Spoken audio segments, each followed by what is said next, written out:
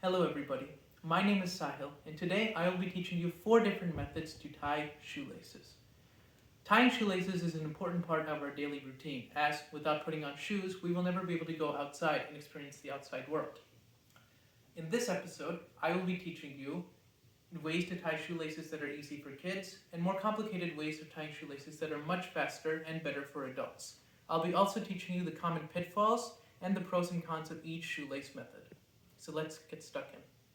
Alright, so the first method of tying a shoelace is the basic shoelace knot. Every single one of these shoelace methods will start with a basic knot, where you tie both laces in like this and tighten to form a basic knot. In this method, you only fold one bunny ear by doing it like this. Then you loop this around until you can get it like this. Then you put the lace through the hole right here, find it on this side, and pull to tighten.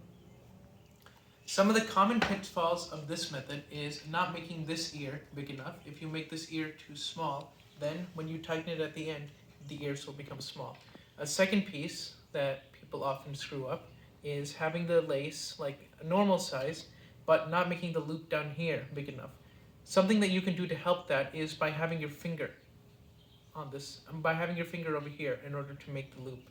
And then you can just wrap it, remove your finger, find the lace, and pull the bunny ears together, forming the shoelace. The second method of tying shoelaces is popular among kids, and it is called the bunny ears method or the double loop method.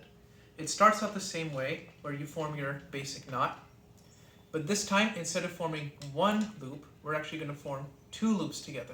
Make sure the loops are big enough.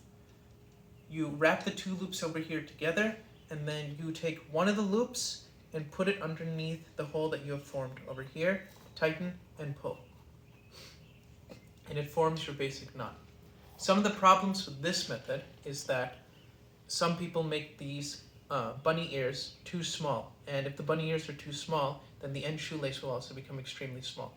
Also, this method is most prone to failure because you are actually tying a false knot, and the knot can get undone very easily.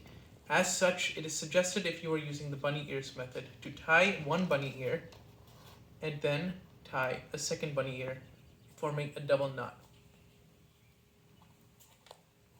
This keeps the knot much more stable. The third method of tying shoelaces is using the circle method. In the circle method, we start out the same way that we did in all of our other shoelace methods, where we tie a basic knot. But instead of forming any loops, we go ahead and tie a second basic knot. But we do not close this one all the way, exposing a little bit of a hole. Notice how this shoelace is coming out of the back end, and this shoelace is coming out of the front end. The shoelace that is coming out of the front end, you go and tie around the back and feed it through the loop, like this. The shoelace that is coming out of the back end, you go and tie it from the front end instead, and feed it through the loop from the back end. And then you simply tie the knots together like this. Some common pitfalls with this method, after we get the shoelace undone. So we're back to our basic knot like this. Some common pitfalls with this method is that this does not actually form a hole and you accidentally pull it the second time too tight. This does not allow you to form any of the loops and you are not able to tie your shoelace. This is a more complicated method and should probably be used for people who are not kids, but you can also teach it to kids and see how it goes. Try it out for yourself. The last method I'm going to be teaching you in this video is called the Ian method or the magic hands method. It is called the Ian method because it is popularized by a guy on YouTube named Professor Shoelace, and he actually came up with the shoelace method in order to make the fastest shoelace tying in the world. What you do is you start off with your basic knot, as we've done with all our other shoelace methods, but you keep the laces one in the front and one in the back like this. It is important not to have the laces both being in the front or both being in the back. You want one in the back and one in the front. Then you take this end of the front shoelace and go around like this, while simultaneously taking this end of the back shoelace. And slowly the knot would form. But the common pitfalls that you get with this method is if you make the laces too big, as I just did before, the lace will not form. You want to make the laces nice and small, and you'll get a perfect knot like this. Now that we've gone over the 4 different ways of tying shoelaces, here is a small little assessment to see what you have learned.